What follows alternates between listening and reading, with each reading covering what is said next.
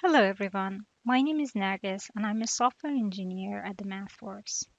In this video, I'll show you how to easily protect and share a model without revealing your model's intellectual property. Suppose you have a model of a car battery. You want to share the battery model with a car company. To conceal your model's intellectual property, you decide to protect the model and package it with its related file in a project archive. Then you share the project archive with an engineer at the car company. They unpack the project archive and reference your battery model in their car model. Let's go through this process.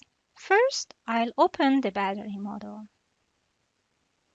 On the Simulation tab, I'll click Save and then Protected Model. In the dialog box, I accept the default setting, which will let the recipient simulate the protected model. After I click Create, the model protection process begins. Once it completes, I see a new project archive in my current folder. To see what the project archive contains, I extract its content. It contains the protected model, which has the SLXP extension, a mat file that defines variables from the base workspace, a harness model that lets you simulate the protected model, the project file, and a data dictionary that defines additional variables used by the protected model. If this protected model has other dependencies such as enum files, they would also appear here. Before I send the project archive to another company, I can simulate the harness model to check for the warnings and errors. Now, suppose I'm an engineer at the car company. I receive the project archive, right-click the file, and extract its contents.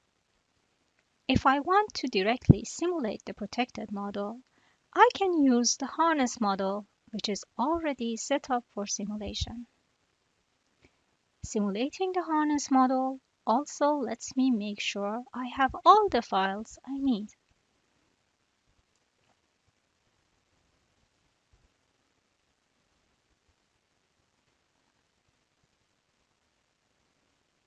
Since the harness model simulates without problem, I drag the model block from the harness model to my car model.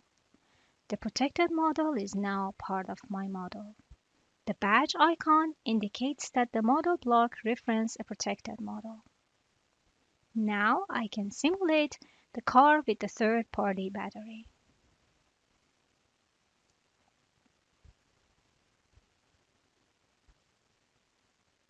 As you can see, sharing a protected model can be a quick and easy experience for both you and the recipient. For more information on protected models, please visit the links in the description. Thank you.